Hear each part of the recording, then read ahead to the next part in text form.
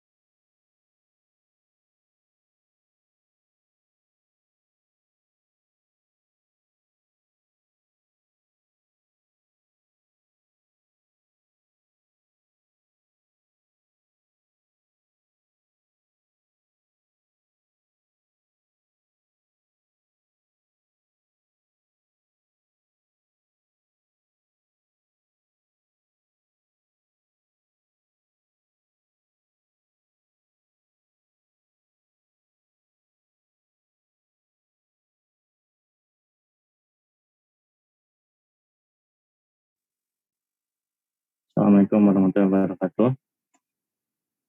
Selamat malam. Waalaikumsalam warahmatullahi wabarakatuh. Masuk lagi ya ke pertemuan di tengah semester yang kedua. Di tengah semester yang kedua ini kita akan lebih banyak membahas tentang SPT. Jadi mungkin teman-teman sekalian akan banyak pertanyaan mengenai Undang-Undang PPH dan Undang-Undang PPH. Gitu ya. Dibandingkan dengan buku yang sudah kita pelajari di tengah semester yang pertama. Pertemuan kali ini kita akan membahas perkenalan mengenai analisis laporan keuangan untuk tujuan perpajakan. Buku yang akan kita gunakan adalah bukunya Pak Indra Yagus Slamet, ALK untuk tujuan perpajakan. Buku ini sebenarnya terbitnya tahun 2015, terus direvisi 2016, direvisi tahun 2017. Sejak zaman upload, Pak Indra Yagus sudah nggak pernah ngerevisi lagi ya, karena semua tools sudah ada di upload. Tapi pionirnya adalah beliau gitu ya, yang mengajarkan ALK buat pegawai DJP. Pak Indra Yagus Slamet ini adalah mantan pegawai DJP. Dulu dia kasih di KPP Badung Utara. Kebetulan saya ya, ada yang resen. Kenapa Mbak? Halo Mbak, yang resen?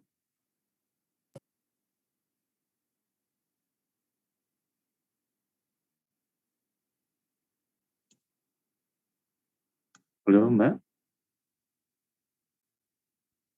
nomor 9.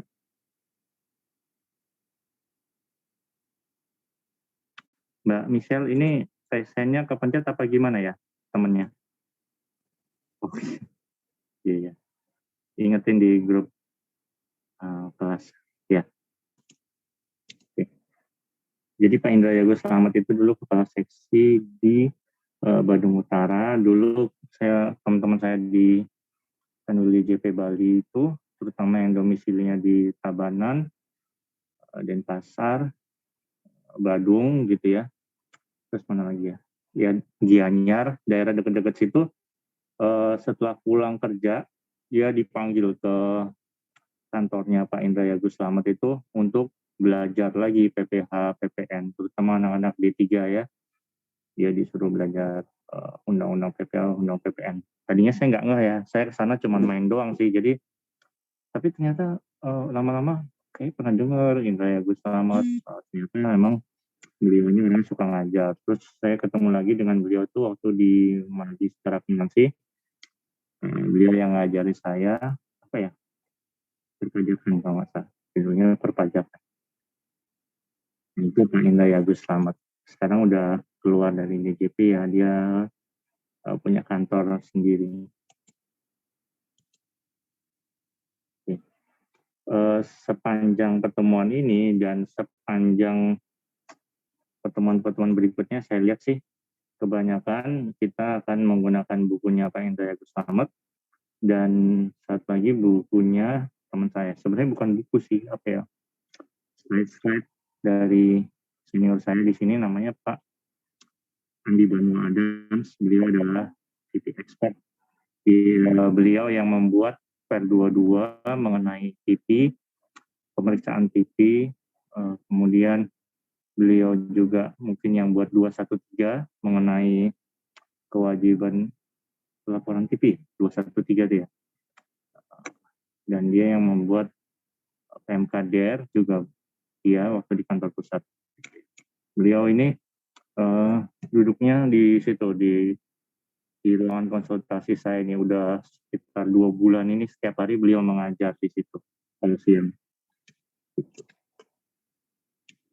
Dan beliau adalah lawan pairing saya kalau di AproWeb. Jadi kalau saya mengajukan transfer pricing, di challenge dulu sama beliau.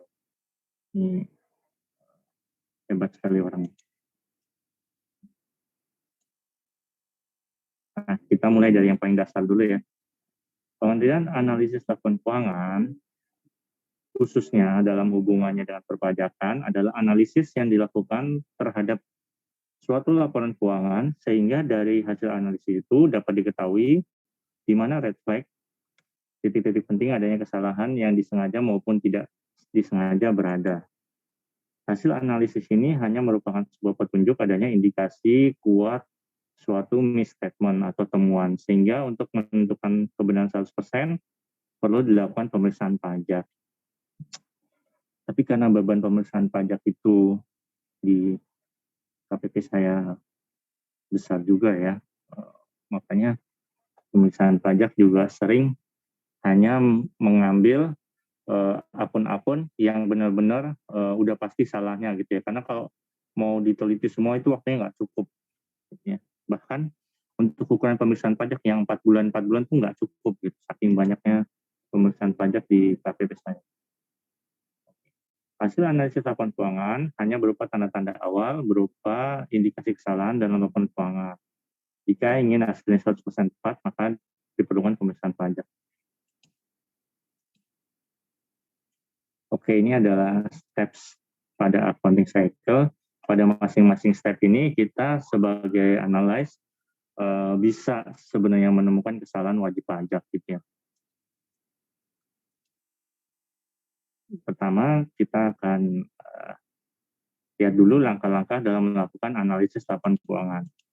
Ini stepnya ada 3 menurut Pak Indra Yagus. Yang pertama adalah pre-analysis phase, yang kedua analysis phase, dan ketiga adalah additional analysis.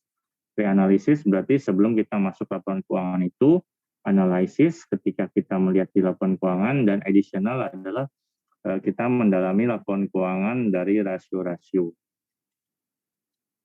Pertama, pre-analyze. Pre-analyze itu pertama, menurut Pak Indra Yagus, kita perlu mengenali perusahaan yang dianalisis. Apa jenis perusahaannya? Jika ia dalam manufacturing, bagaimana proses produksinya? Jika ia trading, siapa supplier dan bukan nasabah. Konsumen. siapa supplier dan konsumen utamanya, barang apa yang dijual. Jika ia adalah perusahaan consulting, manajemen, teknikal, atau jasa lainnya, apa unsur biaya-biaya langsung atau HPP-nya. Kemudian berapa gross profit-nya selama 3 tahun berturut-turut. Jika tidak stabil, maka ada indikasi pembukuan yang direkayasa. Oke. Kemudian biaya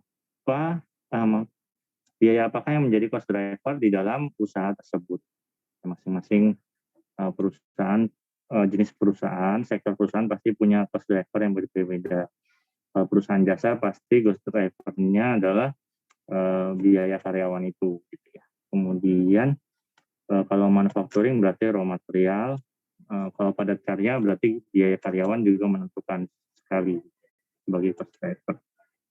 Nah, ini adalah contoh, ini juga ini pernah lihat ini slide-nya Pak Dosko di mana? Ternyata di buku Pak Indra Agus.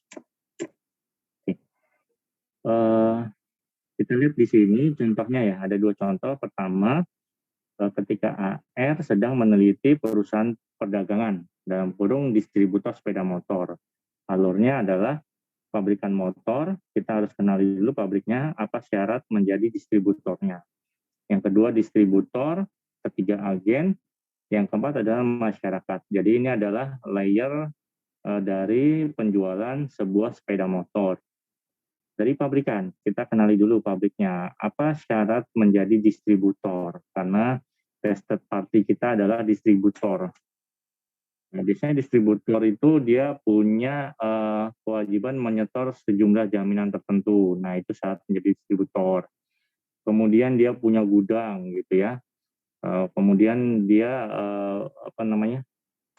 dia punya laporan keuangan, sistem akuntansi yang terhubung dengan pabrikan. Biasanya seperti itu. Di sini dari sisi distributor itu sendiri kita lihat tanah dan bangunan, siapa yang punya, luasnya berapa. Kemudian sumber dana distributor dari mana. Kemudian berapa gross margin rata-rata per satu motor. Terus ada agent, kenalilah agentnya, bagaimana cara penjualannya. Yang keempat adalah masyarakat sebagai pembelinya. Bagaimana karakter dari pembelinya. Apakah kelas atas, kelas menengah, atau kelas bawah. Karena ini sangat menentukan sekali bagaimana jalur distribusi dan jalur agensinya. Contohnya misalnya pabrik motor Yamaha misalnya Yamaha Motor Manufacturing ada di Cakung, gitu ya. Dia menentukan distributornya misalnya Astra, salah satunya ya, Astra Yamaha. Kemudian di situ kita lihat tanah dan bangunannya punya siapa, berapa luasnya, apakah milik pabrikan, apa murni milik distributor.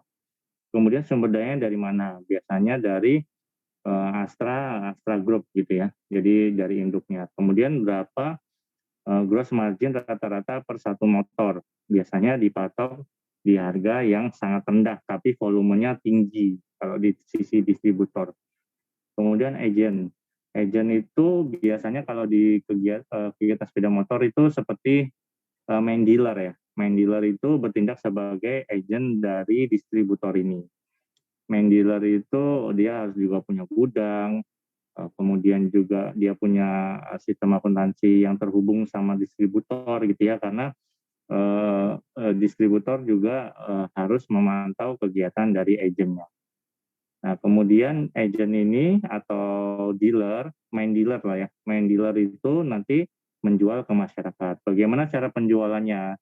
Cash apa kredit? Berapa persen yang cash, berapa persen yang kredit? Seperti itu. Kemudian jika dia kredit, apakah langsung kredit itu ke bank, atau itu berarti direct ya, direct kredit, ataukah kredit itu dilimpahkan ke pihak ketiga, misalnya leasing, seperti itu ya. Nah, kalau misalnya langsung ke bank, berarti masyarakat itu minjam ke bank, nanti dari bank uangnya itu ditransfer langsung ke main dealer itu atau dealer motor. Kalau misalnya secara kredit, misalnya melalui pihak ketiga, biasanya dia terafiliasi dengan agen itu, ya. Kalaupun nggak terafiliasi, biasanya dia punya kerjasama dengan agen itu.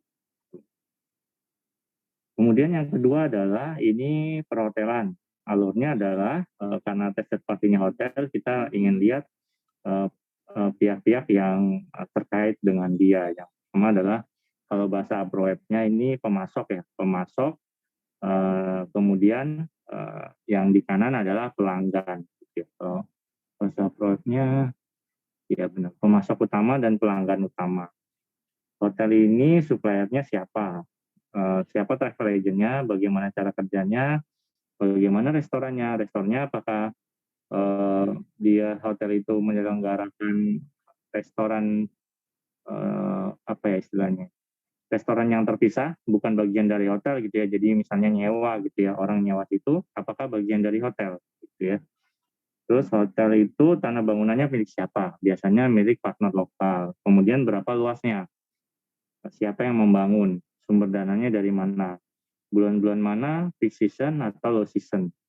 Kalau hotel biasanya dia bulan-bulan peak seasonnya adalah ketika liburan sekolah, long weekend, dan liburan akhir tahun. Seperti itu ya. Low seasonnya kapan? Low seasonnya berarti weekdays sama misalnya bulan-bulan pertengahan. Kalau musim hujan itu biasanya low season. Oke. Ini tadi step 1. Menurut Pak Indra Yagus, cost driver yang wajar adalah dia mengikuti sales. Kenapa? Karena dia sifatnya variabel. Jadi setiap ada penjualan, variabel cost itu kan mengikuti dari penjualan itu. Oke, itu tadi step 1, kita kenali dulu perusahaan itu secara pihak-pihak yang berhubungannya, misalnya pemasok sama pelanggannya. Juga third party itu sendiri harus kita kenali juga. Langkah kedua, setelah kita mengenali third party, pemasok dan pelanggannya, kemudian kita cari data sebanyak-banyaknya, baik itu internal maupun eksternal. Ini cara yang agak jadul adalah observasi lapangan. Sekarang udah sangat jarang sekali dilakukan ya. Kalau di PMA itu dia cuma punya target visit itu 2 kali setahun. Jadi sangat sedikit sekali. Dulu waktu saya pindah dari Pratama ke sini, saya kaget banget. Itu cuma visit 2 kali setahun. Gimana caranya mengenali WP?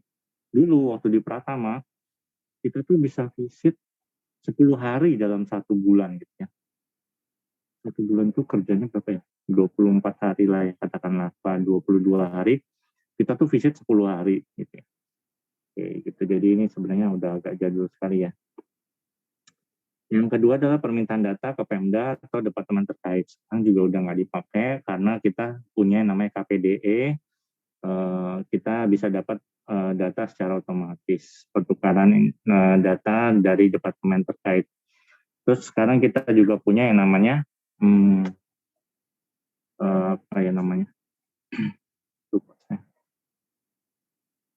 KSWP. Jadi kita punya yang namanya KSWP. KSWP itu adalah konfirmasi status wajib pajak. Jadi kalau misalnya kita berhubungan dengan kementerian lain untuk urusan publik, misalnya kita ingin ada RUPS mengubah direktur, misalnya direktur diganti dari saya misalnya ke siapa gitu, teman-teman gitu ya. Nah itu kan perlu pengesahan di Kemenkumham. Kemenkumham itu nanti akan melihat syarat perpajakan kita, apakah SPT-nya sudah dilapor atau bagaimana seperti itu ya. Itu namanya KSWP, konfirmasi status wajib pajak. Nah ini juga bagian dari pertukaran data antar instansi pemerintah. Kemudian kita sekarang tidak bisa ekspor kalau misalnya ada SPT tahunan yang tidak dilapor, udah secanggih gitu ya. Terus apa lagi ya? Banyak lagi ya, banyak syarat-syarat yang nggak bisa kalau misalnya status perpajakannya itu nggak beres. Kalau misalnya wajib pajak itu non efektif, orang pribadi nih ya, dia nggak bisa tuh daftar di KSEI kalau nggak salah seperti itu. Macam-macam, banyak sekali. Kemudian data PIB, PIB, PPN, setahun via portal DJP. Ini sifatnya internal. Permintaan data tadi eksternal, observasi langsung lapangan itu berarti data eksternal. Karena ketika kita mengunjungi wajib pajak, biasanya kita dapat informasi banyak dari pihak-pihak yang berhubungan dengan wajib pajak itu, misalnya karyawan, itu kan berarti eksternal, tetangga wajib pajak, kemudian warung, segala macam itu berarti eksternal.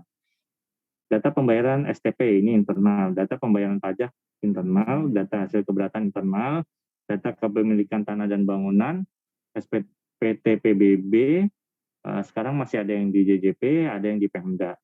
Prospektus perusahaan, ini sifatnya eksternal ya. Kemudian informasi umum melalui internet dan media massa. Mungkin maksudnya media sosial kalau zaman sekarang. Nah, itu udah langkah kedua. Jadi kita cari tahu dulu tentang wajib pajak yang kita amati, baik internal maupun eksternal. Itu sebelum kita melakukan analisis. Yang ketiga, kenali related party transaction, berarti transaksi-transaksi dengan pihak yang terafiliasi, seperti itu ya. Apakah pemegang saham merangkap sebagai direksi perusahaan? Jika ya, maka lihat kewajaran gaji brutonya. Apakah supplier utama atau pembeli atau nasabah utama ada hubungan istimewa dengan direksi atau pemegang saham? Jika ya, harga jual beli harus mengacu pada nilai pasar wajar. Berarti ALP ya bahasanya, arm's length principle. Kemudian yang ketiga, apakah perusahaan memiliki pinjaman dari atau kepada pemegang saham? Jika ya, terapkan S165 tahun 93 jika berlaku. Teliti sumber dananya. S165 93 tentang apa? Yang PPh-nya dapat A? Tentang apa ini? Ini adalah tentang pinjaman oleh pemegang saham ya. Sekarang sudah diperbarui S165 ini dengan PP 94 tahun 2010 ada di pasal 12 tentang pinjaman tanpa bunga oleh pemegang saham. Oke. Kemudian cermati CLK penerapan PSK 7 dan transaksi terkait afiliasi atau hubungan istimewa. Oke. Di sini ada notes to financial statement. Afiliasi hubungan istimewa ini biasanya diungkap di notes to the financial statement. Kemudian terkait transaksi afiliasi itu apa aja jenisnya? Penjualan, pembelian, intragroup service, bunga, royalti, dan lain-lainnya. Bukan lain-lainnya sih. Ini ada di enggak saya tempel di sini ya, tembok. Jadi pembelian, penjualan, intragroup service, bunga, royalti, satu lagi apa? Loan. Loan ini udah masuknya bunga. Berarti udah 4 aja ya. Transaksi afiliasi itu ada 4. Transaksi.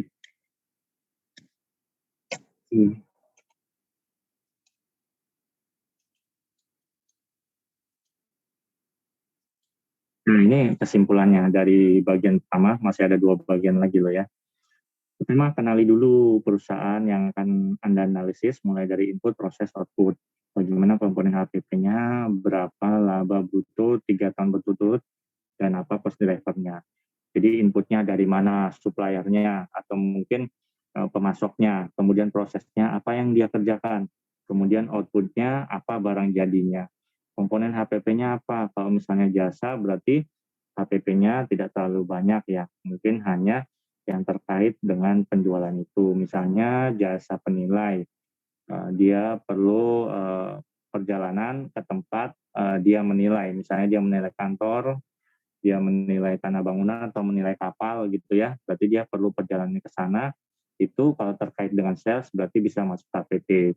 Nah, kalau penilainya dibayar secara bulanan, tidak ada bonus, tidak ada apa ya, kerja per jam, tidak ada bayaran per jam, berarti dia tidak masuk komponen HPP, tapi masuk ke komponen administratif expense sebagai gaji. Kemudian laba bruto 3 tahunnya bagaimana? Itu tadi kalau kata Pak Indra Agus, dia selayaknya dia stabil gitu ya, tidak naik turun. Kemudian ini saya coret observasi lapangan karena sudah nggak relevan ya dengan kondisi kalian sekarang. Sekarang data bisa dicari di mana aja, cari informasi via internet, koran, majalah juga sudah nggak relevan ya. Semuanya bisa dicari di internet. Cari data perpajakan, data Pemda Pempus, atau sumber eksternal lainnya tentang seputar perusahaan yang dianalisis. Yang ketiga, kenali pihak-pihak related party terhadap supplier dan konsumen utama. Utang piutang related party ada nggak gitu ya? Berarti ini pasal 12 dari PP 94 tahun 2010 dan amati pos biaya jasa intangible antar related party. Yang saya mau nanya.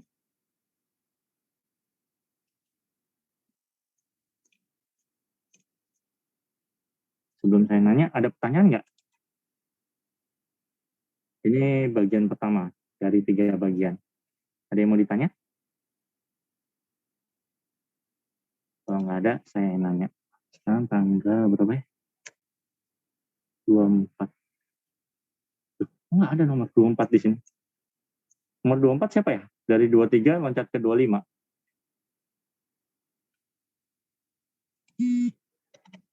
Nomor 24? Loh, kemana mbaknya?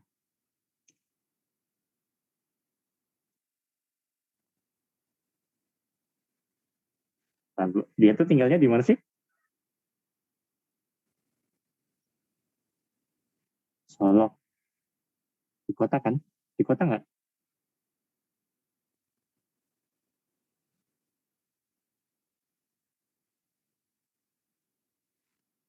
Tapi di kota tinggalnya.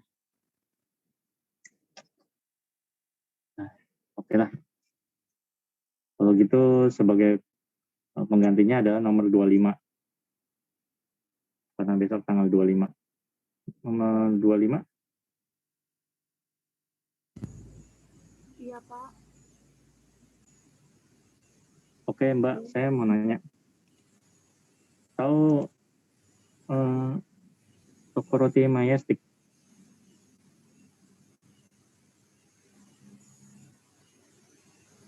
Tahu toko roti Majestic nggak, Mbak? Enggak, Pak. Aduh. Oke, lanjut. Nomor 26. Iya, Pak. Tahu toko roti Majestic? Tahu, Pak. Tahu. Tinggalnya di mana? Di Tangerang. Oh ya, pasti tahu. Oke. Inputnya apa? Inputnya tuh bahan-bahan pembuatan rotinya, Pak. Apa tuh? Tepung, Ya, terus bogasari. tepung terigu, Terus ya, apa lagi? gula, terus toppingnya coklat-coklat, Ya, gula.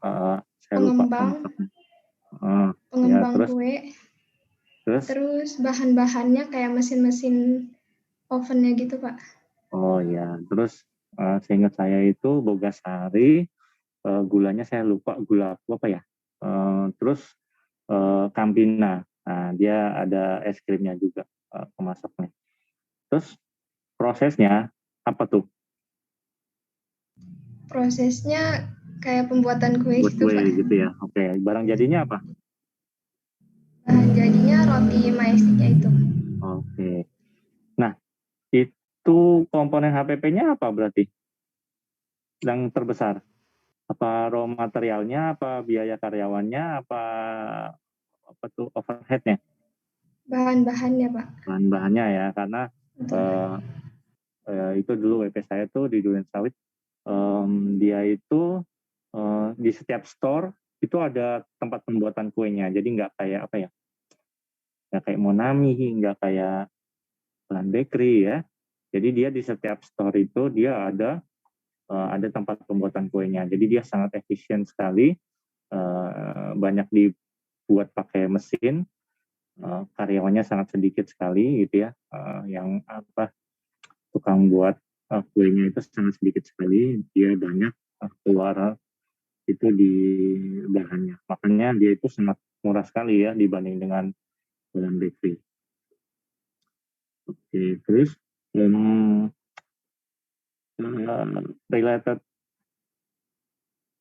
bukan related, Apa ya? Terus, nah dia royaltinya ada karena Majestic itu adalah merek yang dimiliki oleh ibunya. Jadi ibunya itu yang bikin toko kue Majestic. Nah sekarang yang lanjutin tuh anaknya ada 4 apa berapa lupa, masing-masing dikasih store, maksudnya menguasai wilayah misalnya Jakarta Timur anaknya yang mana, Tangerang anaknya yang mana, kayak gitu-gitu. Tinggal dikembangkan aja. Kalau bisa buka 2-3 toko silahkan. Nah uniknya dia itu bayar royalti ke orang tuanya itu ya. Jadi atas merek Majestic itu ada royaltinya dia. Sangat unik sekali roti Majestic. Padahal itu ibunya sendiri. Oke, berarti related party-nya adalah ibunya. Oke, ini 3 indikator vital dalam pendeteksian kesalahan pembukuan wajib pajak. Yang pertama adalah kita lihat dari gross profit margin. Yang kedua dilihat dari cost driver-nya, relevant cost-nya. Yang ketiga adalah analisis kredit. Saya pernah punya WP itu. Rasio laba kotornya itu sangat rendah banget ya. Cuman dia toko kue, dia dekat Majestic juga, tapi dia dimiliki oleh orang pribadi. Jadi HPP-nya itu 90% dari harga kuenya. Berarti dari sales-nya itu dia 90%. Itu nggak masuk akal ya.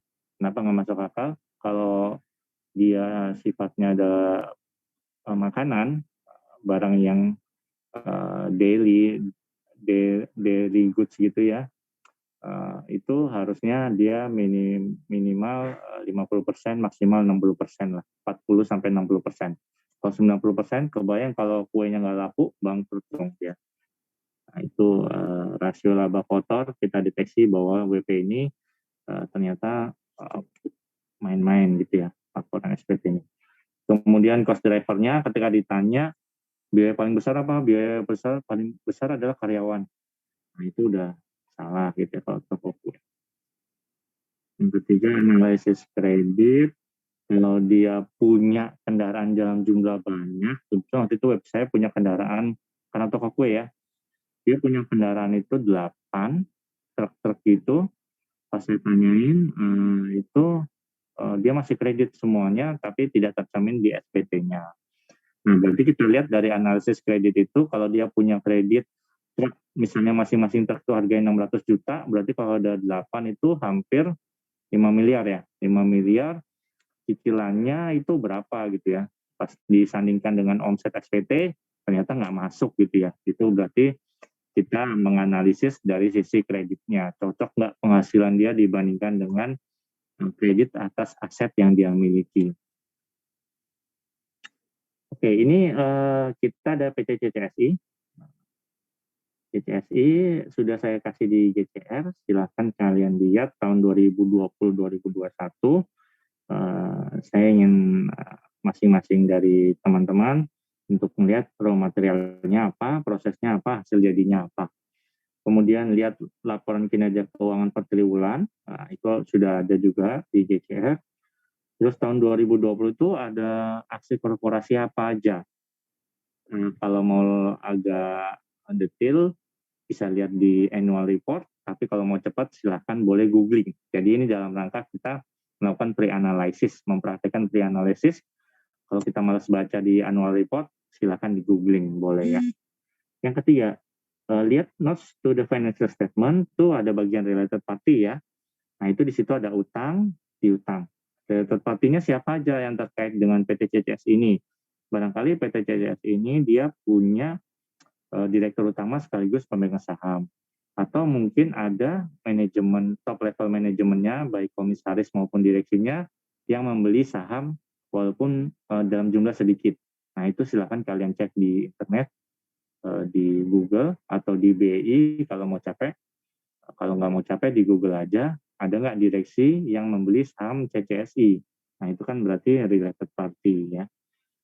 Kemudian utang terbesarnya 3 ke siapa, piutang terbesarnya 3 ke siapa. Nah, silakan kalian lihat, kita latihan dulu ya pre-analysis ini supaya kita kebayang yang kita omongin barusan apa. Kita akan kembali lagi jam 20 lewat 15. Nanti 2 orang yang beruntung mungkin harus menjawab pertanyaan-pertanyaan ini ya. Boleh ditulis di kertas putih, boleh.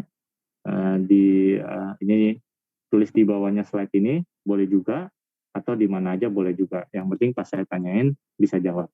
Ya, kita kembali jam 20 lewat 15. Sebelumnya ada yang mau ditanya?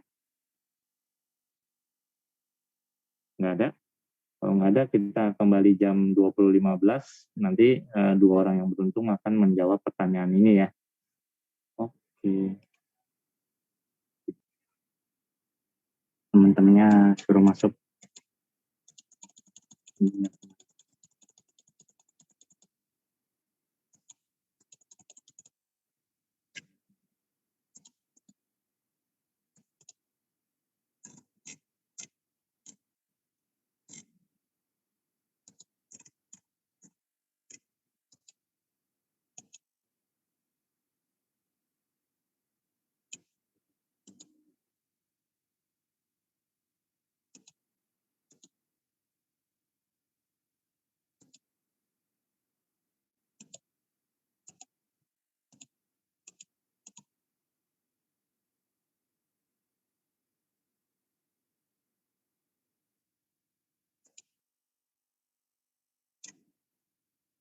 Oke.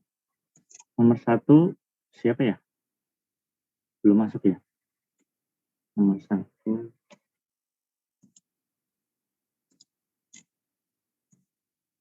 Aditya Laksmana. Belum masuk.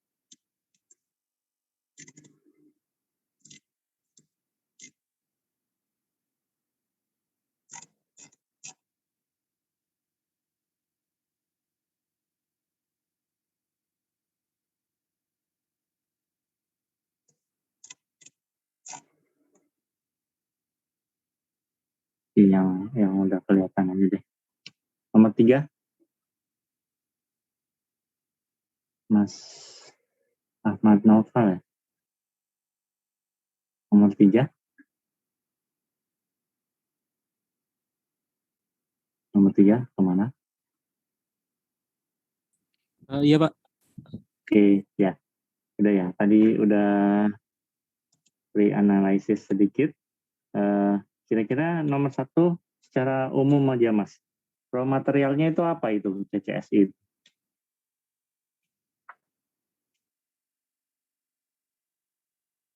Raw materialnya serat optik Pak. Serat optik. Kemudian berarti dia dapat dari pemasok itu serat optik. Terus prosesnya di CCSI diapain?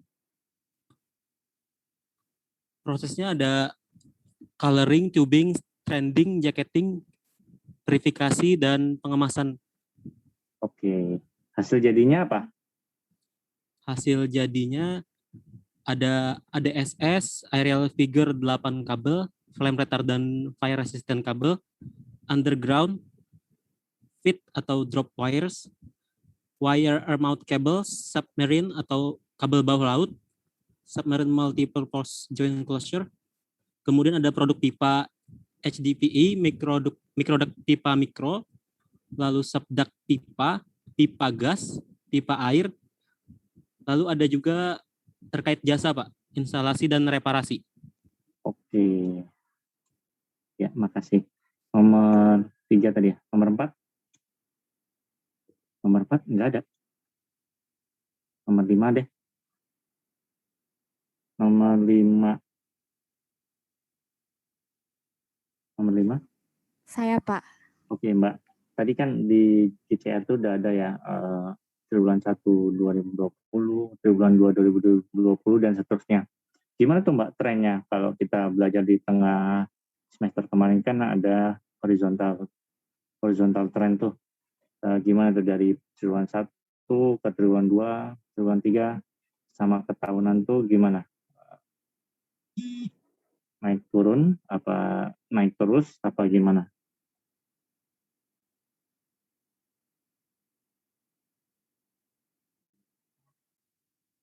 Halo, Mbak. Itu yang step 2 ya, Pak? Enggak, step 1 yang yang step kinerja 1 ya, keuangan per triwulan. Saya cuma lihat di ininya, Pak. Gimana? Di laporan tahunannya tuh Hmm. yang bagian ikhtisar saham Hmm. itu ada data per kuartalnya gitu, Pak.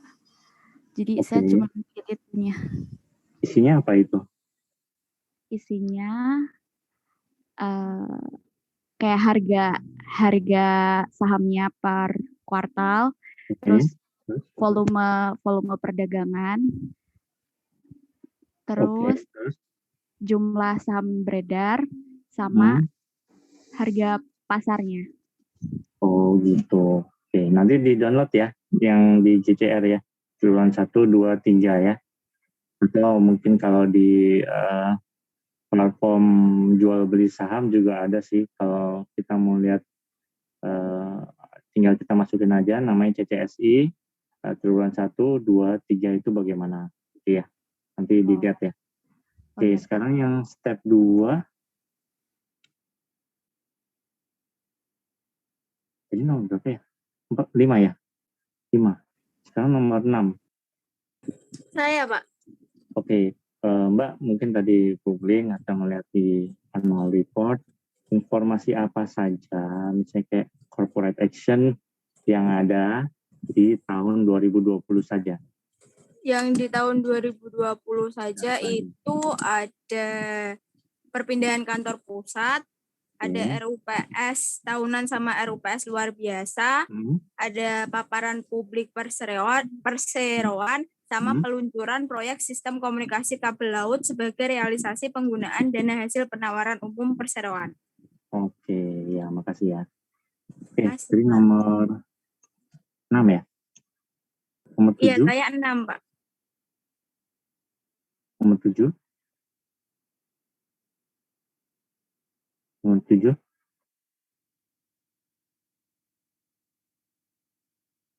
Kemana ini temannya Mbak Michelle?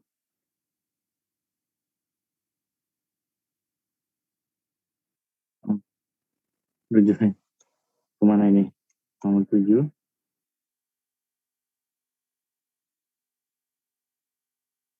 Coba dipanggil di grup kelas kalian.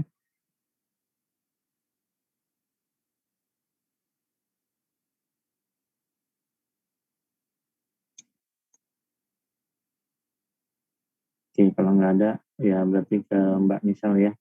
Nomor step 3 udah Mbak? Related party-nya apa aja?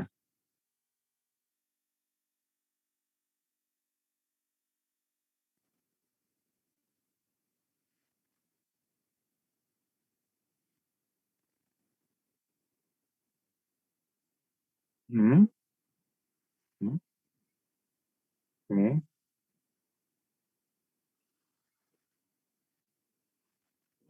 Piutang terbesar? Oke.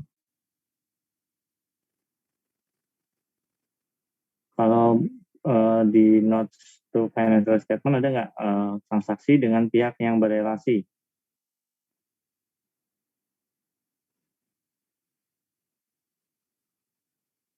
Nanti dilihat ya, bagian related party-nya siapa aja dia bertransaksi dengan pihak yang berelasi. Oke, kita lanjut ke analisis base. Jadi tadi kan baru baru pengenalan wajib pajak saja. Nah, sekarang di bagian analisisnya secara umum, pertama adalah kalau menurut Pak Indra Agus, kita gunakan margin laba kotor, gross profit margin sebagai indikator vital gejala kesalahan. Kita lihat di sini Pak Indra Agus memberi kita contoh laporan laba rugi 2006, 2007, dan 2008. Nah, di sini gross profit-nya 26,7, 36,06, dan 10,38. Berarti ini kalau kita bikin grafiknya, ini naik turun ya, bawah, atas, bawah. Ini berarti tidak stabil. Oke, menurut John D. O'Gara, di buku Corporate Fraud, dia menyampaikan bahwa apabila ada fluktuasi laba kotor seperti ini, 26,7, 36,06, dan 10,38 sebagai hasil perbandingan 3 tahun berturut-turut, maka hal ini merupakan indikasi fraud. Berarti ada laporan keuangan yang sengaja dibuat tidak benar. Penurunan laba kotor hanya dapat dibenarkan oleh kondisi ekonomi makro secara nasional. Artinya kalau kondisi ekonomi sedang lesu, maka laba kotor seluruh jenis usaha pun ikut lesu atau turun, ataupun sebaliknya. Seperti sekarang kondisi pandemi kemarin ketika lockdown tahun lalu, lockdown 1 atau 2 bulan tahun lalu itu, kondisi ekonomi jeblok sekali ya, sehingga kita masuk ke resesi. Berarti secara nasional pertumbuhan ekonomi kita minus. Nah, berarti itu dibenarkan kalau misalnya wajib pajak itu melaporkan gross profit margin-nya menurun, ataupun secara umum sales-nya menurun pun itu dibenarkan ya, karena memang pertumbuhan ekonomi kita minus. Ini adalah perbandingan antara gross profit margin yang jujur dengan yang rekayasa. Ini menurut Pak Indra Agus Slamet. Kalau yang jujur, dia ada wave-nya, tapi sifatnya landai ya. Nah, sedangkan kalau yang rekayasa, dia sifatnya sangat fluktuatif. Nah, ini kemudian contoh dari analisis menggunakan gross profit margin sebagai indikator kesalahan. Ini ada perusahaan garment, ini yang diteliti oleh beliau sendiri, pengalaman beliau di Bali ya, kalau saya nggak salah. Ini sering disampaikan kalau dia IHT.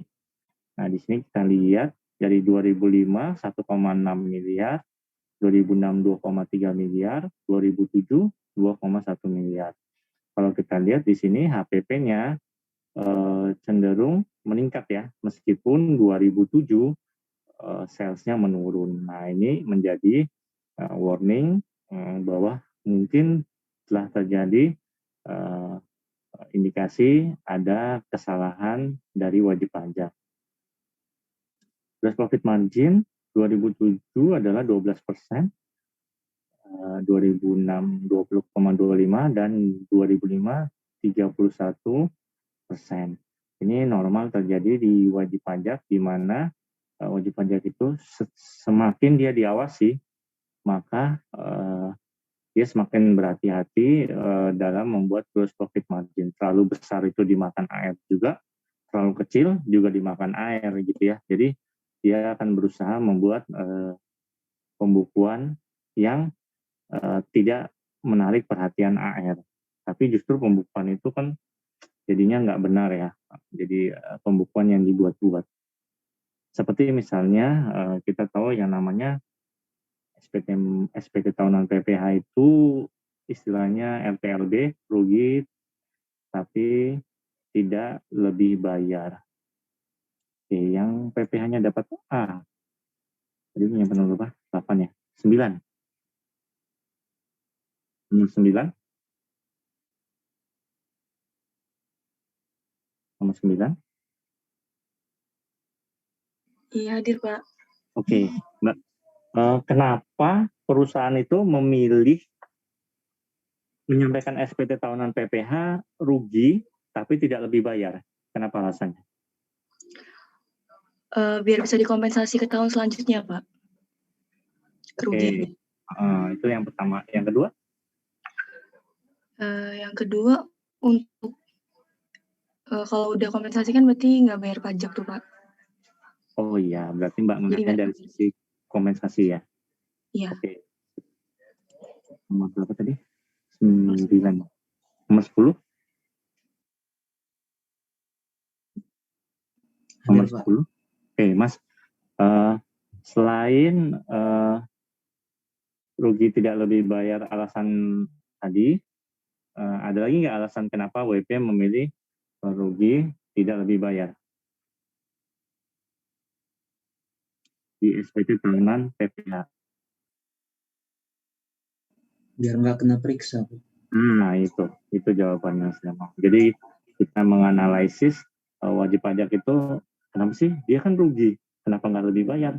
Padahal kan kalau dia rugi itu kan berarti ada kelebihan membayar pajak ya. Misalnya di sisi 25-nya, tapi dia memilih tidak untuk lebih bayar. Dia pasti punya cicilan 25, kemudian dia tahun ini rugi, tapi dia tidak ngeklaim tuh 25 itu. Kemudian pasti dia punya 23,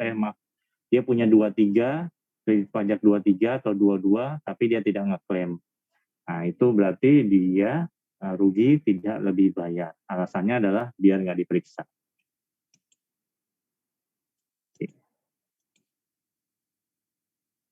Oke, di sini hasilnya adalah wajib pajak mengakui kesalahan tahun 2007 dan tahun 2005. Modusnya adalah menggelembungkan biaya pembelian dengan faktur sederhana dan upah buruh. Sekarang data semakin banyak ya di DJP, jadi WP semakin susah untuk mencari penggelembungan kayak gini nih. Sekarang udah barang yang langka ya, udah jarang sekali. Oke. Tadi soal GPR wajar pertanyaannya ya, kita lihat di sini GPR wajarnya berapa nih GPM ya, gross profit margin. 2007 itu 12%, 2005 itu 31%, dikatakan oleh Pak Indra Yagus yang wajarnya adalah 2006 gitu ya. Kita bisa lihat dari tingkat HPP-nya aja sudah kelihatan ya. Kalau misalnya perusahaan garment itu kan HPP-nya sangat tinggi gitu ya. Jadi seharusnya dia related dengan sales-nya. Kalau sales-nya itu tinggi, harusnya HPP-nya tinggi. Berarti di sini kita lihat sales-nya turun, HPP-nya harusnya turun. Ini yang tidak wajar. Kemudian ini kita lihat dia terlalu besar ya untuk ukuran garment. Kalau garment dapat untung GPM 31% ini mewah banget ya. Ya sangat mewah sekali. Mungkin dia sebenarnya bukan garment nih. Kalau misalnya yang untung gross profit margin-nya gede itu adalah butik seperti itu ya. Oke, wajib pajak mengakui kesalahan 2007 dan 2005. Oke. Satu lagi, success story-nya Pak Indra Yagus tentang gross profit margin adalah perusahaan jasa. Tadi perusahaan padat karya ya, tekstil, sekarang jasa. Nah, kita lihat di sini jasa konsultan, dia punya HPP yang kira-kira besarnya adalah ini 72%, berarti 27% ya. HPP-nya adalah 27% dari sales. Nah, sedangkan di sini HPP-nya itu adalah 64% dari sales. Nah, ini kira-kira mana yang tidak benar? Nah, ternyata setelah dianalisis oleh Pak Indra Yagus, ternyata yang nggak benar adalah tahun 2007. Alasannya adalah HPP-nya ini terlalu besar untuk perusahaan jasa gitu ya. Jadi ini tidak wajar. Wajarnya adalah yang besar dari perusahaan jasa itu adalah administrative expense. Oke, ini adalah rasio-rasio wajar tidak wajar. Di tengah semester pertama kemarin kita sudah dapat ya. Oke. Bisa dibaca. Yang kedua ini, selain menggunakan gross profit margin untuk melakukan analisis, kita bisa menggunakan data perpajakan.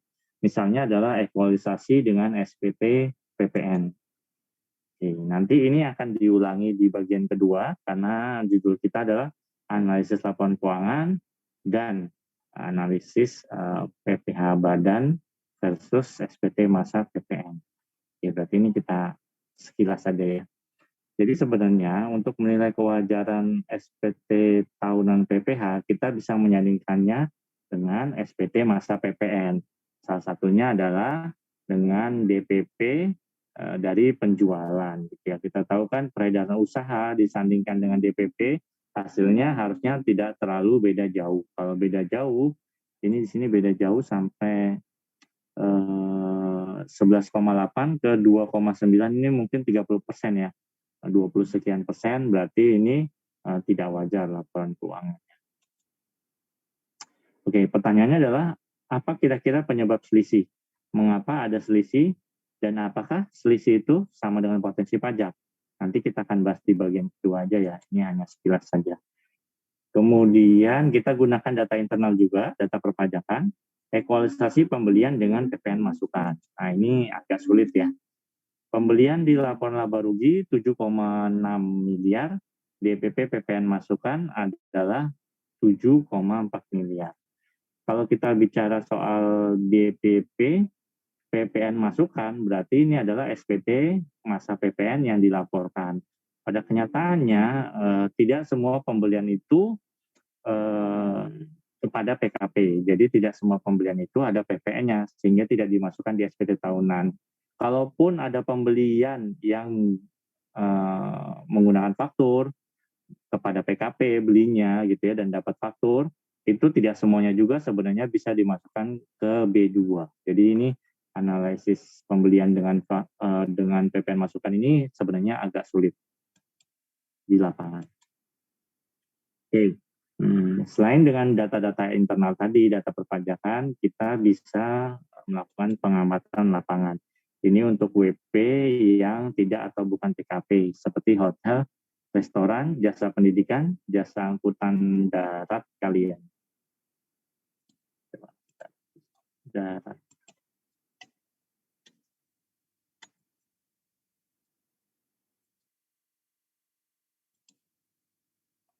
Tadinya belum.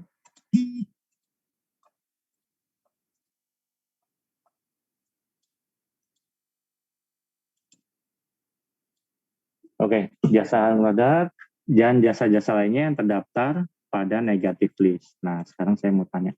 Enggak dulu, saya selesaikan dulu deh. Yang terdaftar pada negative list. Maka untuk menilai omsetnya adalah dengan cara melakukan pengamatan di lokasi usaha. Enggak juga ya, ini hanya pelengkap aja sih sebenarnya. Jadi meskipun dia bukan PKP, wajib pajak itu kan tetap melaporkan SPT ya. Jadi kita cuma menganalisis selisihnya aja sih.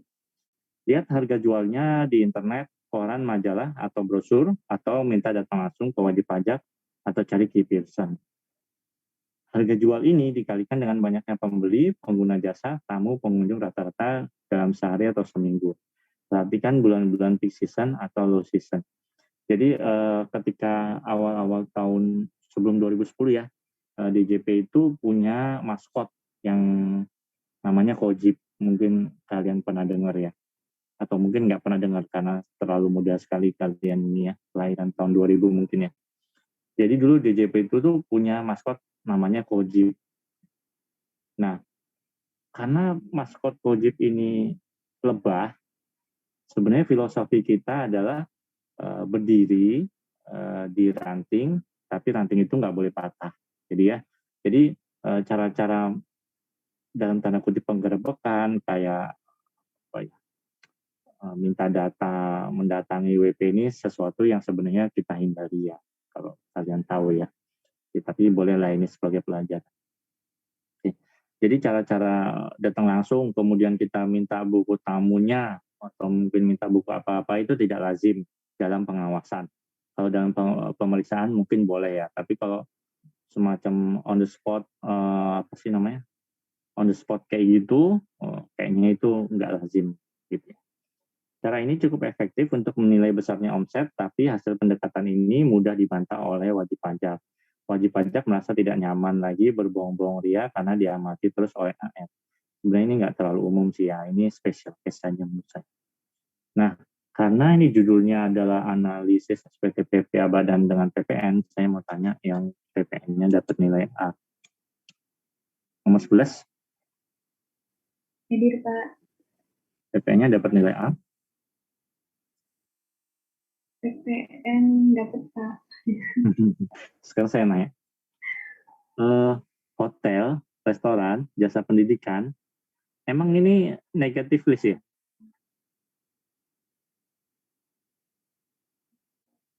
Maksudnya udah pasti nggak PKP?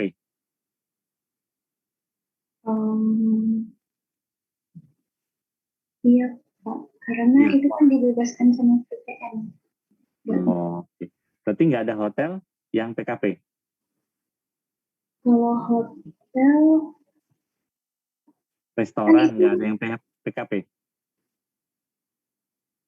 McD PKP nggak?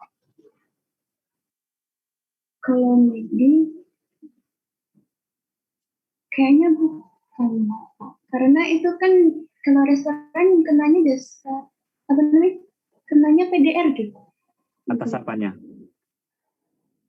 Atas penjualan makanannya. Oh ya.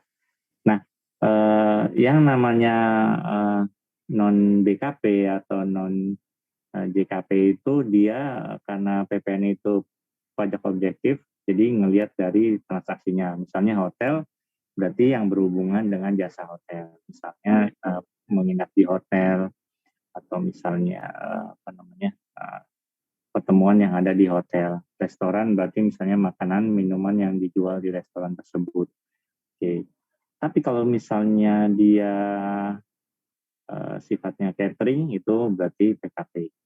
Jasa pendidikan, ketika dia menyelenggarakan pendidikan itu non PKP, tapi ada jasa pendidikan juga yang PKP, misalnya sekolah atau kampus swasta menggelar training atau misalnya tryout. Nah, itu kan berarti di luar dari jasa pendidikan. Gitu ya. Kemudian hotel, misalnya dia menyewakan lokasinya untuk restoran misalnya, atau di situ di halamannya ada parkir. Nah, itu dia tetap kena PPN ya, gitu. Sebagai tentunya kalau di atas 4,8 ya, sebagai sewa tanah dan bangunan seperti itu. Kemudian rumah sakit itu bukan PKP, jasa kesehatan tuh bukan penyerahan JKP ya, jasa kesehatan. Tapi kalau misalnya di rumah sakit itu ada kantinnya, kafetarianya, kemudian ada ATM-nya yang secara agregat transaksinya itu di atas 4,8 miliar, maka atas itu dia bisa di PKP-kan, dan atas kegiatan di luar jasa rumah sakit, jasa kesehatan itu dia tentunya dikenai PPN seperti itu ya. Jadi tidak melulu hotel, restoran, jasa pendidikan itu tidak PKP. Seperti McD ini PKP. Oke. Lanjut, yang ketiga adalah kita menggunakan pembelian terhadap HPT. Oh, ini tadi udah sebenarnya ya, menggunakan rasio tadi ya, rasio pembelian. Ekualisasi pajak masukan, nanti kita akan lebih dalam di session kedua. Pengujian pembelian dengan HPT. Oke. Analisis jumlah karyawan tetap, tidak tetap menggunakan analisis selisih. Sudah menjadi kebiasaan wajib pajak menggabungkan biaya gaji karyawan dengan menambahkan karyawannya yang faktanya tidak ada orangnya dengan biaya gaji yang lebih besar, maka wajib pajak hanya membayar PPh pasal 21 yang berada di tarif 5%. Sedangkan penambahan biaya gaji dapat mengurangi PPh terutang atas laba sebelum pajak yang sudah berada di lapisan 30%. Jadi kita bebankan saja karyawan, misalnya omset kita naik nih, karyawannya ditambahin aja.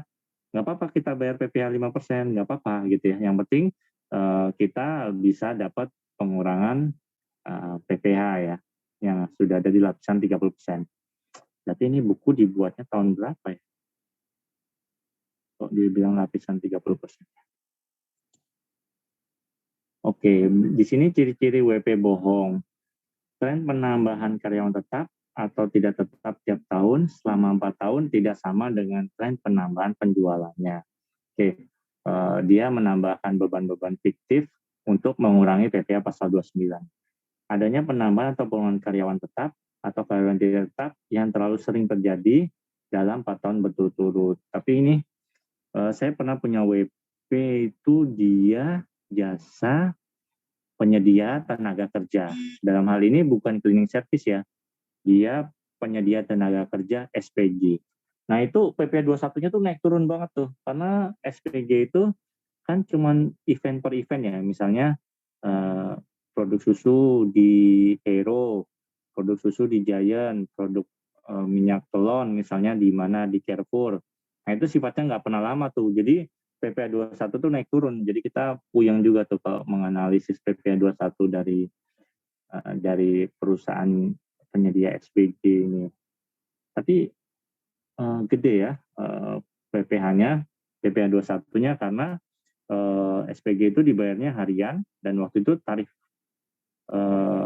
PTKP PPh 21-nya PPh orang pribadi masih rendah gitu ya.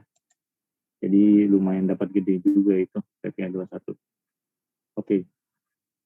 Kita tahu WP ini bohong. Maksudnya bukan bohong lah ya, apa ya istilahnya. WP ini mencurigakan gitu ya. Nah, gimana caranya biar kita memastikan bahwa WP itu jujur apa enggak gitu ya.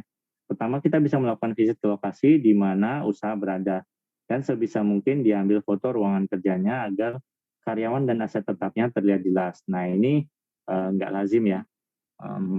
Terutama di PMA, nggak tahu ya, saya udah lama nggak di Pratama, tapi kalau di PMA kayaknya nggak lazim ya, kita ruangan kerja orang kita foto. Malah beberapa PT yang di kawasan Jababeka itu masuk ke pabriknya aja kita nggak boleh ngeluarin HP. Gitu. Melakukan wawancara dengan key person seperti satpam kali ya, satpam bagian produksi, penjualan, kompetitor. Mintalah fotokopi KTP KK setiap karyawan tetap untuk tahun terakhir saja dan dibandingkan hasilnya. Nah, ini kalau dalam kerangka pengawasan, ini saya rasa nggak lazim. Anyway, di Upperweb ini sudah ada ya, misalnya melapor PPh 21, 10 karyawan. 10 karyawan ini punya NPWP. Kita bisa tinggal klik saja NPWP karyawan itu, kita bisa masuk ke profil dari karyawan itu. Jadi sekarang udah lebih canggih ya, nggak perlu main kertas lagi ya. Gitu. Analisis jumlah karyawan tetap dan tidak tetap dengan menggunakan analisis selisih. Tadi kan kita membicarakan yang namanya cost driver ya. Kalau misalnya dia manufacturing, harusnya jumlah HPP dari karyawan itu mengikuti sales-nya. Nah, sedangkan yang agak landai adalah biaya karyawan tetap. Karyawan tetap itu misalnya direktur, kemudian manajer, kemudian beberapa supervisor. Nah, itu sifatnya tetap. Sedangkan buruh ini misalnya kalau di Tangerang itu kan banyak ini ya, Maklon Apparel gitu ya. Maklon Apparel, dia kalau ada pesanan dari Nike aja baru dia nambah jumlah buruh. Nike, Adidas gitu ya biasanya apparel itu. Melakukan analisis selisih atas neraca 3 tahun terakhir. Nah, ini bisa dibaca sendiri ya. Nanti ada pendalamannya di pertemuan selanjutnya.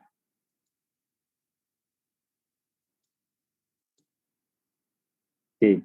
Nah, ini ada latihan juga yang kedua, tapi buat PR aja ya, karena sekarang udah mau jam 9 ya. Nah, ini buat PR, nanti saya akan kasih laporan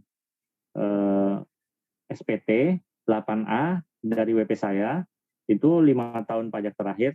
Nanti kalian lakukan analisis vertikal ya, kewajaran dari pembebanan biaya-biayanya. Nah, nanti kedua, setelah kalian analisis vertikal itu, kalian lihat mana tahun pajak yang masih wajar pembukuan rugi labanya dan alasannya apa. Ini WP kayaknya udah capek banget ya. Kenapa pemeriksaan terus? Yang tahun 2020 kemarin dia sengaja nggak melampirkan laba rugi, cuma lampirin neraca doang gitu ya, karena takut dianalisis dia. Puyeng dia. Oke. Nah, tadi pre-analisis, kemudian analisis itu sendiri berarti kita mengandalkan dari laporan SPT PPh Badan disandingkan dengan SPT PPN misalnya, atau misalnya antar di PPh Badan itu sendiri kita sandingkan pembelian dengan piutang dan lain sebagainya. Nah, sekarang ada additional analysis.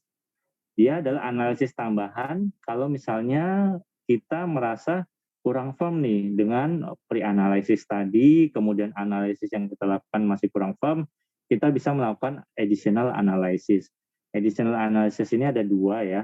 Yang pertama adalah kita melakukan analytical procedure. Jadi kita membandingkan yang ada di laporan keuangan wajib pajak itu sendiri.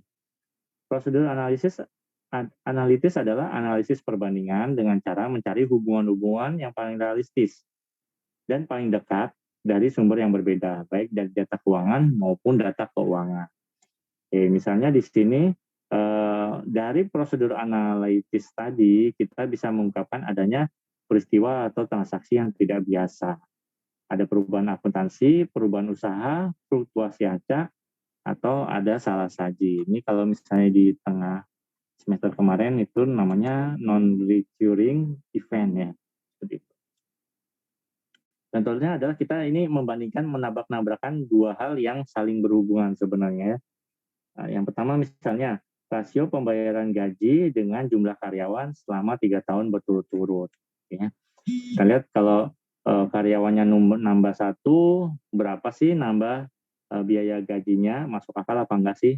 Kalau nambah 10 berarti berapa gitu ya. Jadi kita rata-ratakan saja, kita tabrakin.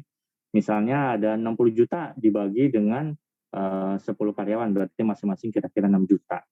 Kemarin saya pernah dapat case itu karyawan gaji per tahunnya tuh masing-masing 300 juta, karyawannya ada 3.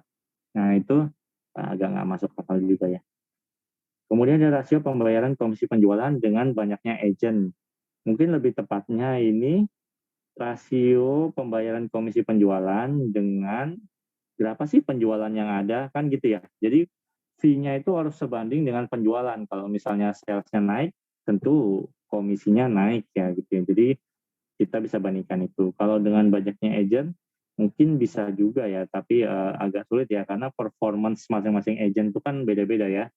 Nggak selalu komisi penjualan yang besar itu mewakili semua agent, nggak juga sih, nggak bisa. Bisa itu ada 1-2 agent yang menonjol, sehingga membuat komisi penjualan itu besar.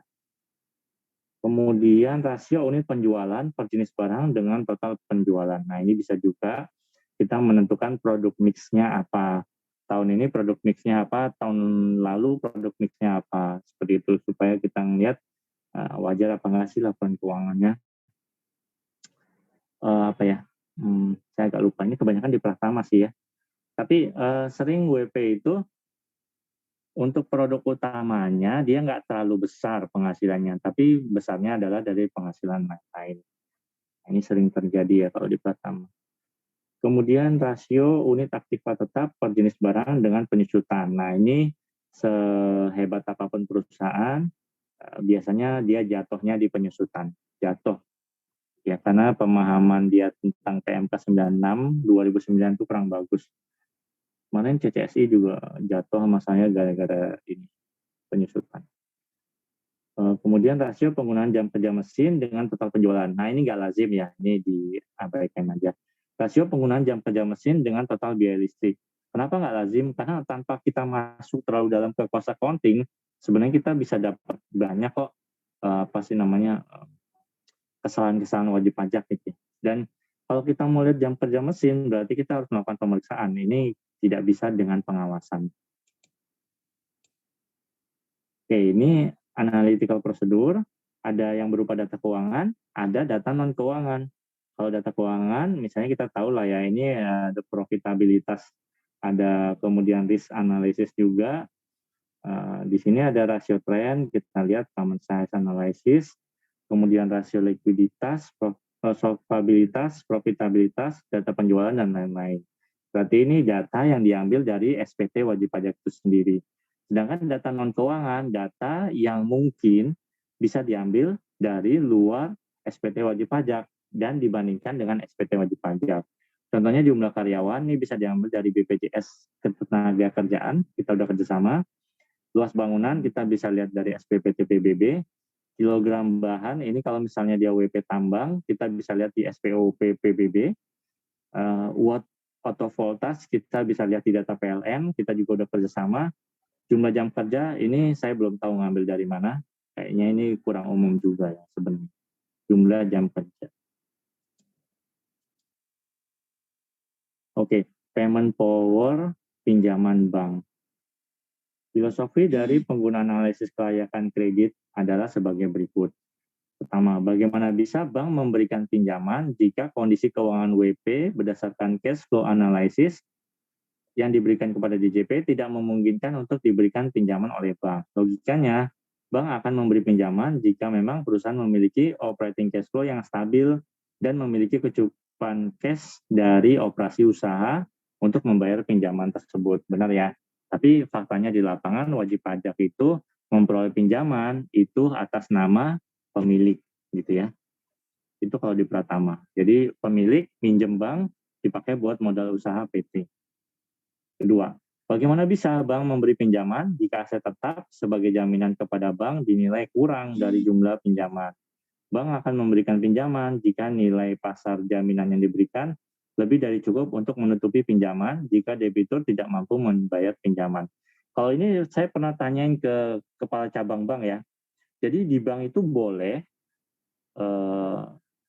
mungkin nggak semua bank kali ya, karena saya nanya nggak ke semua kepala cabang.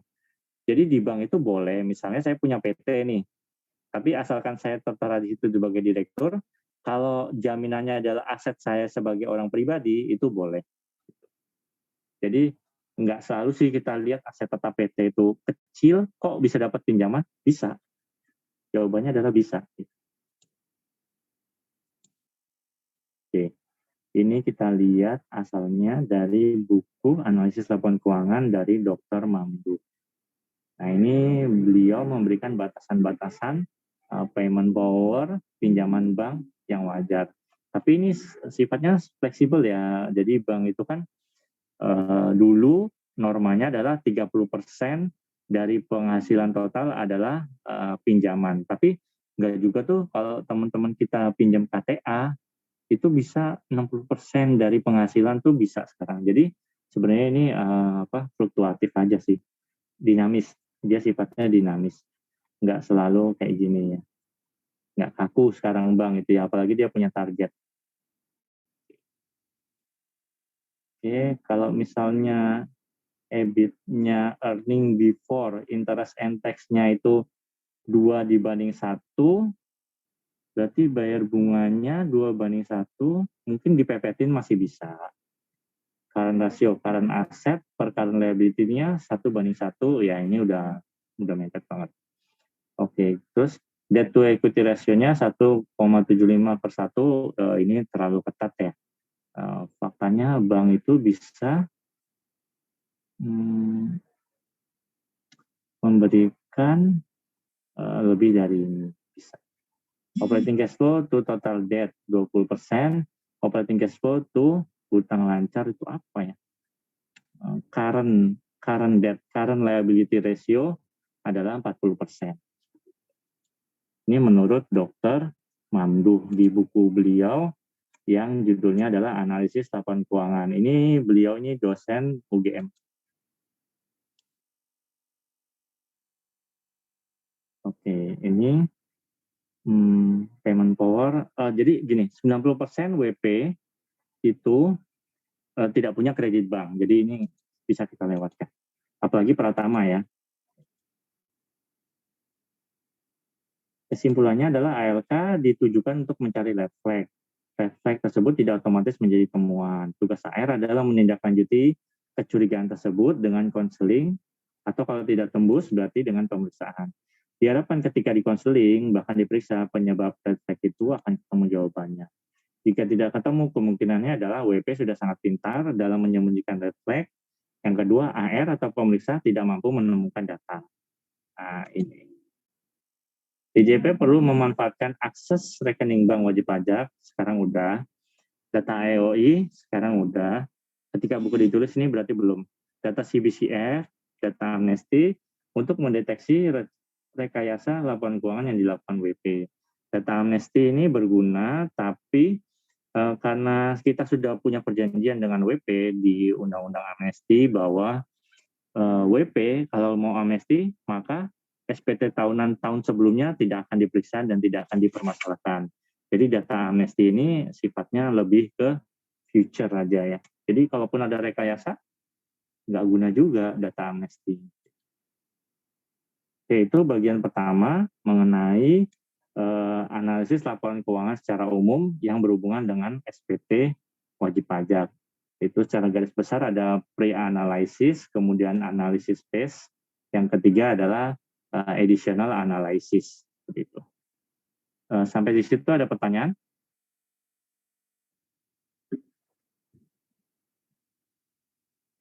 Kalau nggak ada, kita lanjut ke bagian kedua.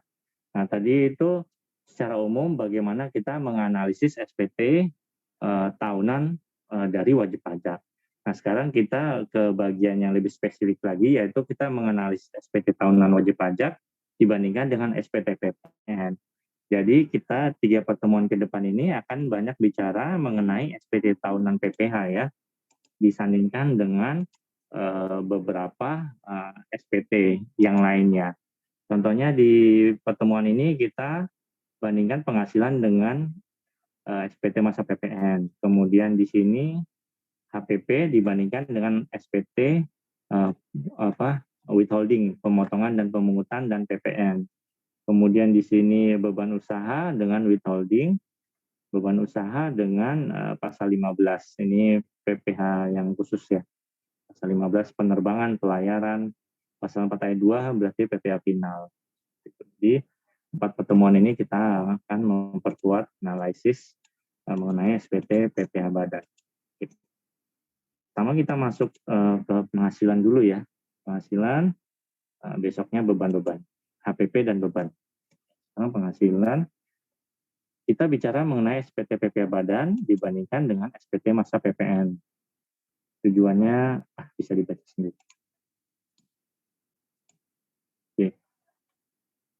Tapi nggak konsisten ya. Tadi ada tentang pembelian juga ya nanti di bawah ya. Oke lah. SPT PPH badan dibandingkan dengan SPT PPN, gitu aja lah ya.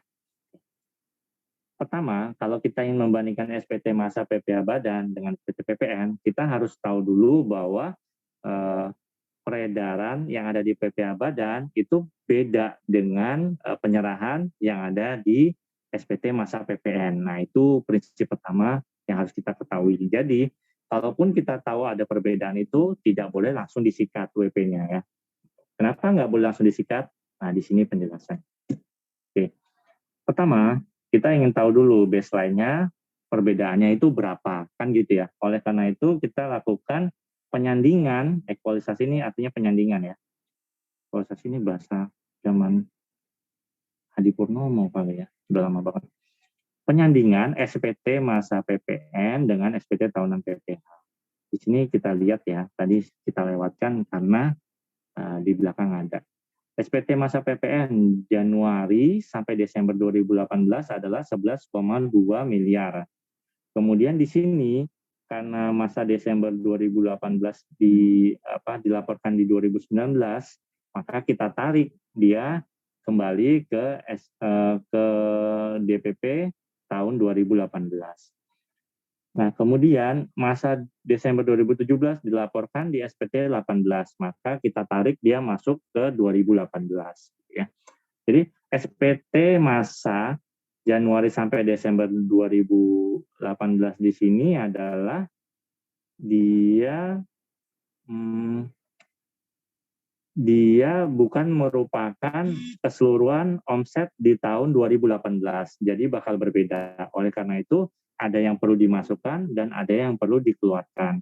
Contohnya, pada Januari 2018 itu ada SPT masa Desember 2017, maka harus kita kurangkan. Kemudian di sini di masa Desember itu dilaporkan di 2019, maka perlu kita tarik. Jadi DPP 2018 seharusnya adalah 11,8 miliar. Nah, di sini diilustrasikan penjualan di rugi laba 2018, ini berarti PPH ya, PPH. Adalah 8,8 miliar. Oleh karena itu, di sini dikatakan Pak Indra Yagus ada selisih sebesar 2,9 miliar. Pertanyaannya adalah 2,9 miliar ini harus dipertanggungjawabkan oleh perusahaan. Dari mana angka itu berasal? Dan temuannya, kalau pemeriksaan, biasanya ada di uang muka penjualan, penjualan per cabang, beda selisih, dan seterusnya. Nanti kita akan jelaskan di belakang. Nah, apa sih tools yang kita gunakan kalau kita mau menyandingkan penghasilan pada SPT tahunan PPH badan dibandingkan dengan SPT masa PPN? Jadi yang bahan-bahan yang perlu kita punya adalah SPT tahunan, PPH badan, dan laporan keuangan. Yang kedua, kita perlu SPT masa PPN, masa Januari sampai Desember 2018. Yang ketiga, SPT masa PPh 22. Yang keempat adalah SPT masa PPh pasal 23. Kita bandingkan di sini SPT tahunan PPh dari peredaran usaha atau omset dibandingkan dengan penyerahan BKP atau JKP. Nanti kalau ada selisih, opsinya ada dua. Yang pertama adalah kita benarkan, maksudnya di sini nggak ada potensi, atau yang kedua ada potensi pajak. Jadi kesimpulannya nanti bakal dua, oh ini sudah benar selisihnya. Atau misalnya, oh ini nggak benar, maka kalau nggak benar, dia ada potensi pajak. Oke. Maksudnya selisih yang dibenarkan tuh gimana? Selisih yang dibenarkan adalah kalau misalnya ada selisih antara kurs tengah BI dengan kurs KMK. Yang kedua, kalau misalnya di sini ada penyerahan dari pusat ke cabang jika dilakukan oleh WP yang sudah melakukan pemusatan. Di sini dasar hukumnya adalah pasal 1A ayat 2C Undang-Undang PPN. Kemudian yang ketiga, penghasilan versus penyerahan. Jika ada penghasilan diterima di muka, misalnya sewa dibayar di muka melewati 1 tahun pajak, itu kan pasti akan beda ya. Penghasilannya akan sebesar sewa itu. Misalnya penghasilannya adanya di November. November berarti dia sudah mendapatkan penghasilan untuk 1 tahun. Tapi kan dibebankan, kalau PPh kan dibebankan matching cost against revenue ya. Tentu ini berbeda dengan PPN. Kalau PPN pada saat dia menerima uang itu langsung dikenakan PPN atas setahun. Jadi PPN tidak matching cost against revenue, sementara PPh matching cost against revenue. Tapi saya pernah punya WP Arista, kalau nggak salah dia PPN-nya dia matching cost against revenue untuk sewa. Itu pernah saya dapetin tuh waktu di Durian Sawit. Jadi kenapa ini ada penghasilan untuk 1 tahun penuh gitu ya, tapi kamu membandingkannya PPN-nya motongnya per bulan. Oh iya Pak, kan ini matching cost against revenue. Oh iya, bisa sebenarnya. Oke. Yang keempat ada konsinyasi. Konsinyasi itu berarti kan waktu penyerahan langsung dia boleh dikreditkan ya, padahal penghasilannya belum didapatkan. Nah, bagaimana kalau misalnya barang itu nggak laku? Kalau barang itu nggak laku, menurut Undang-Undang PPN, maka PPN tadi bisa diperlakukan sebagai barang yang diretur. Seperti itu. Nah, di sini jika terjadi selisih penyandingan kali ya, nggak usah equalisasi, bahasa apa sih? Selisih penyandingan omset dengan penyerahan BKP dan JKP bisa menghasilkan potensi pajak. Tadi kan tidak menghasilkan potensi pajak yang pertama ya, ini tidak menghasilkan potensi pajak. Kesimpulan kedua, dia bisa menghasilkan potensi pajak apa aja? Nah ini, dia bisa menghasilkan potensi pajak kalau dia memang penyerahan BKP. Kita cara tahunya gimana? Kita cek di penghasilan lain-lain. Penghasilan lain-lain itu misalnya produk sampingan seperti limbah pabrik atau dari kualitas produk yang tidak sesuai. Ini berarti scrap ya. Scrap ini diakui sebagai pendapatan lain-lain di laporan laba rugi. Nah, tapi di SPT PPN dia biasanya tidak dilaporkan karena satu dan lain hal. Dia dianggap bukan penyerahan produk utama oleh WP, makanya dia tidak dikenai PPN. Atau mungkin dia serahkan itu secara suma-suma sebagai sampah gitu ya, sehingga itu cuman dihargai katakanlah 1% atau 2% dari harga yang seharusnya, maka tidak dibuatkan faktur seperti itu. Nah, lazimnya dia harus dibuatkan faktur, terutama pada perusahaan manufacturing yang kegiatan produksinya menghasilkan limbah. Contohnya misalnya perusahaan panci. Perusahaan panci itu dia punya bahan baku aluminium gulung, rolling coil itu digelar, kemudian dicetak. Nah itu kan dia punya sisa bahan-bahan yang bisa dijual kembali. Nah itu posnya di SPT PPh kita harus lihat di pendapatan lain-lain. Ada nggak pendapatan lain-lain? Kalau ada, BKP atau JKP nggak? Kalau misalnya dia BKP, nah itu kita cek PPN-nya apakah sudah dilaporkan apa belum. Kalau limbah pabrik berarti BKP. Oke, contohnya ini PT Nippon Indosari Korpindo. Nah, ini dia punya penjualan barang usang, scrap, sebesar 53,7 miliar. Oke, yang kedua, yang menghasilkan potensi pajak, yaitu dari pemakaian sendiri, pemberian cuma-cuma, dan bonus. Nah, di sini di laporan SPT PPH, kita harus lebih teliti nih kalau dari sisi pengawasan. Karena dia tidak ada di penjualan, tapi adanya di biaya. Sedangkan di SPT PPN, dia penyerahan yang terutang PPN. Misalnya contohnya kemarin, saya dapat case WP menjual barangnya ke yayasan dengan setengah harga, menjual meja ke yayasan dengan setengah harga. Setengah harga ini dimaksudkan sebagai sebagai CSR lah ya, katakanlah sebagai CSR dari perusahaan itu. WP-nya nanya, itu kita pakai faktur kode berapa Pak? Seperti itu. Dia itu anggap itu sebagai CSR karena dia jual setengah harga, jadi dia dibiayakan. Oke. Ini penyerahan BKP dan JKP yang terutang PPN. Ini ada komponennya dari perudahan usaha, HPP, biaya usaha lainnya, penghasilan neto luar usaha, penghasilan luar usaha, biaya luar usaha. Nah, ini masing-masing ini dia memiliki objek PPN. Contohnya perudahan usaha sudah pasti. Kalau dia penyerahan BKP, kalau ini ada HPP berarti ini bisa dibilang penyerahannya BKP ya. Nah, dari sini pasti ada objek PPN-nya karena penyerahan BKP. Nah, dari HPP kayak misalnya tadi pemakaian sendiri, pemberian cuma-cuma, nah itu juga ada objek PPN-nya. Biaya usaha lainnya tentu ada objek PPN-nya. Kemudian penghasilan dari luar usaha, misalnya kalau ini jual barang, dia di sini ada jasa, nah ini ada objek PPN-nya karena dia JKP. Oke, biaya dari luar usaha di sini 0 ya. Oke. Penghasilan itu komersial luar negeri juga kalau dia ekspor PP-nya 0% di sini. Oke, ini contohnya PT Boneka Cantik pabrik mainan. Ini berarti PT Mattel ya kalau di Indonesia. Sudah digugat menjadi PKP. Berikut ada transaksi tahun buku 2018. Penjualan dalam negeri 200 miliar. Potongan penjualan 2%. 2% berarti 4 miliar ya. Oke, 4 miliar. Retur penjualan 5 miliar. Ekspor 50 juta dolar dengan kurs pada saat pembukuan berarti di laporan laba rugi nih ya, dan di neraca adalah 8.500. Kurs Menteri Keuangan berarti dipakai pada saat pelaporan pajak adalah 8.550. Disumbangkan pada panti asuhan dengan harga jual 600 juta, tidak termasuk laba kotor 20%. Jadi ini pakai nilai penggantian saja.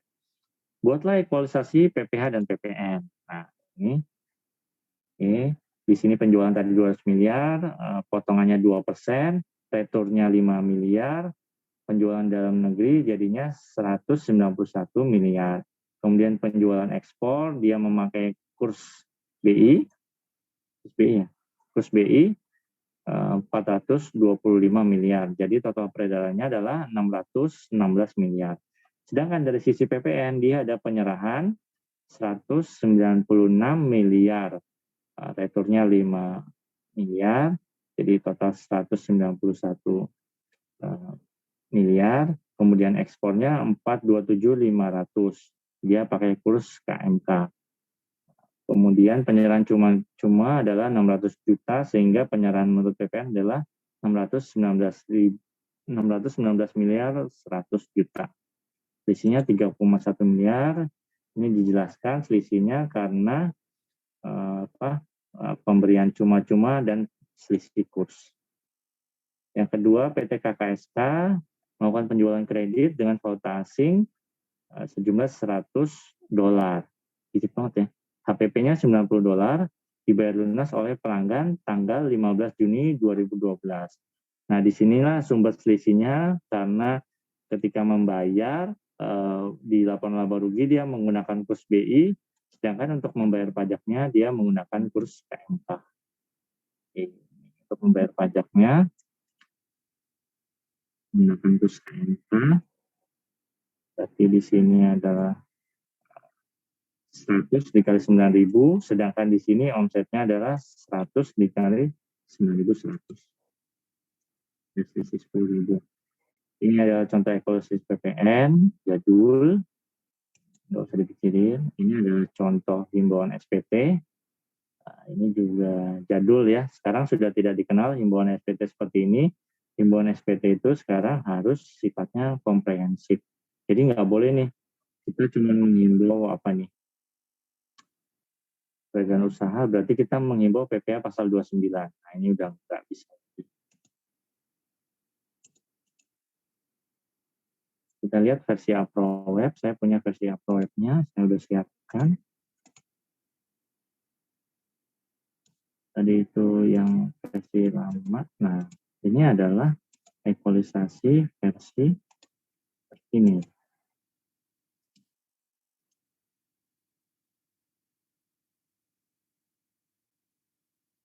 Ini nggak direkam kan, Mbak Michelle? Oh, dulu matiin dulu. Nomor 15. Nomor 15. Udah. Gimana tadi Pak? Oh ya, gini. Saya mau nanya. Penghasilan lain-lain selain limbah pabrik, terus tadi menyewakan aset tetap tadi ya, kata Masnya. Ada apa lagi yang masuk other income kira-kira yang sebenarnya terutang PPN?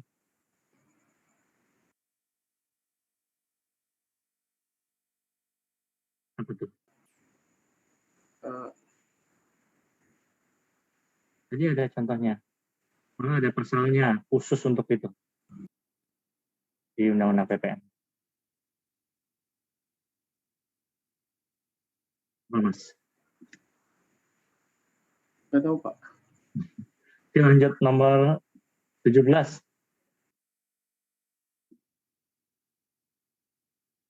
17. 18. 19. Iya Pak. Oke. Apa tuh Mbak yang pendapatan lain-lain selain penjualan limbah pabrik, ya, scrap, terus kemudian menyewakan aset tetap, apalagi itu? Penjualan aset tetap yang tujuan semulanya tidak untuk diperjualbelikan. Ya, berarti menyerempet yang tadi ya, nyerempet penyewaan aset tetap, penjualan aset tetap itu ada pasal khususnya pasal 16B ya. Oke, ya betul. Oke, kayaknya cukup sampai sini. Mudah-mudahan malam ini saya bisa upload nilai sehingga besok pagi bisa saya kasih tahu. Oke, kuliahnya cukup sampai sekian. Terima kasih. Assalamualaikum warahmatullahi wabarakatuh.